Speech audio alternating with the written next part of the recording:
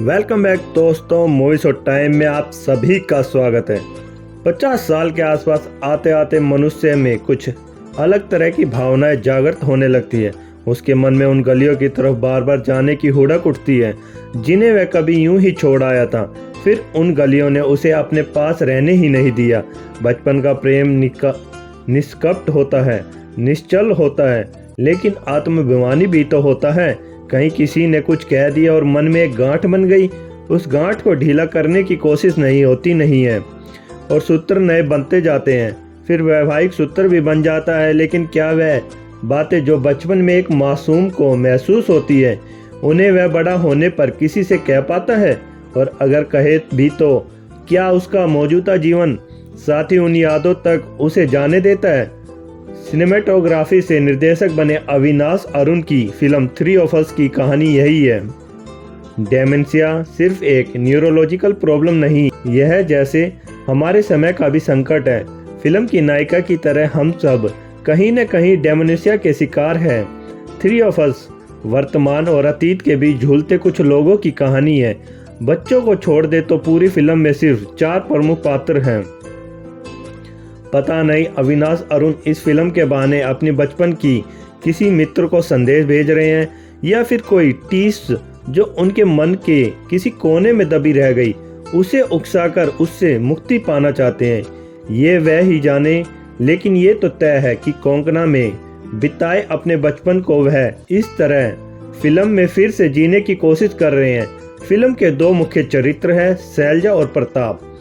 Film आरंभ होती है मुंबई के मध्यवर्गीय जीवन की एक सरता और फ्लैट की दीवारों के भीतर सिमटे जीवन से।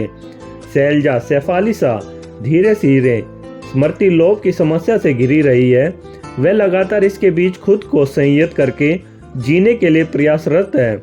इसी किसी जद्दोजहद के बीच उसे ख्याल आता है कोंकण एक कस्बे में बिताए गए अपने कुछ दिनों का। वह अपने पति दीपांकर स्वानंद किरकिरे से अनुरोध करती है कि वह 1 हफ्ते की छुट्टी लेकर उसे वहां ले चले। जब वे वहां पहुंचते हैं तो शैलजा को अपने बचपन के दोस्त प्रदीप कामत जयदीप अहलावत की तलाश है और वो मिल भी जाता है। यहाँ से तीनों पात्रों की नई शुरुआत होती है जिसे जानने के लिए फिल्म देखनी ही जानी चाहिए। निर्देशक अविनाश अरुण ने पात्रों की इस यात्रा को बड़ी ही संवेदनशील से बयान किया है। बचपन को फिर से जीने और देखने की लालसा है।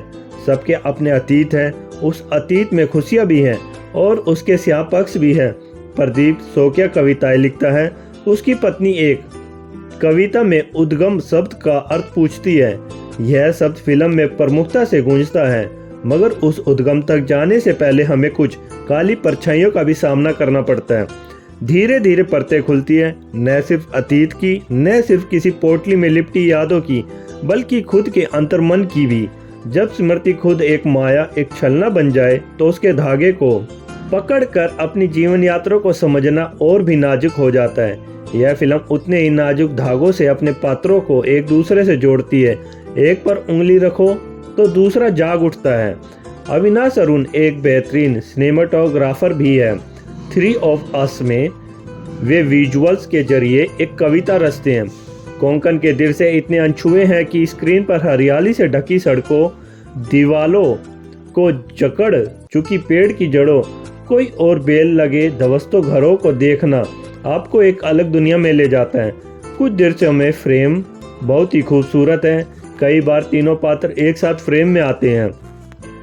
उनका उस फ्रेम में होना और जिस कोण से निर्देशक उन्हें देख रहा है वह बहुत कुछ कह जाता है। फिल्म की बुनावट बहुस्तरीय है और इसमें बारीकियां भी है।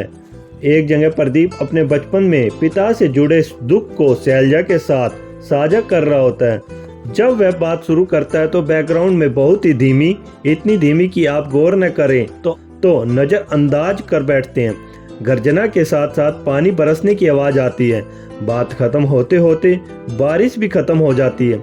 सिर्फ पानी के बहने की कलकल शेष रहती है। निर्देशक हमें बता देता है कि पात्र के भीतर जमा दुख बह चुका है। शेफाली शाह ने इस फिल्म में अपनी आंखों के जरिए जितना कुछ अभिव्यक्त किया है उस पर फुर्सत के इतना ही लंबा आलेख लिखा जा सकता है। आरंभिक दृश्यों में स्मृति लोप से ही नहीं, उसके भय से जूझती स्त्री को उनकी बखूबी साकार किया है।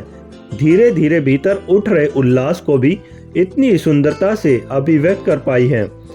स्वानंद किरकिरे में खामोश रहकर अपनी बात कहने की कला है। दीपांकर का किरदार बहुत ही यथार्थवादी ढंग से सामने आता है। कई दृश्यों में स्वानंद ने बिना किसी प्रयास के जिस तरह जटिल मनोभाव को व्यक्त किया है, उससे वे एक गीतकार और गायक के अपने चिरपरिचित रूप से अलग मंजे हुए अभिनेता बन सामने आते हैं। जयदीप अहलावत इस फिल्म में जिस किरदार को जीते हैं वह अपेक्षाकृत ज़्यादा जटिल है, अपनी सहजता में सैफ अली के किरदार से ज़्यादा जटिल। एक पुरुष जिसके कठोर और खुरदरे चेहरे के पीछे स्त्रीचित मानी जाने वाली कोमलता है, जो दो बेटियों का पिता है, नोकझोंक करने वाली एक दोस्त जैसी खुश मिजाज पत्नी कादम्बरी कदम है, वह आखिर अपने उस अतीत को सामना किस तरह करता है जो एक दिन धुंधले से निकलकर उसके सामने खड़ा हो जाता है। आपको यह मूवी बहुत ही अच्छी लगेगी। चलिए फिर मिलते हैं मूवी शॉर्ट टाइम में एंटरटेनमेंट के साथ।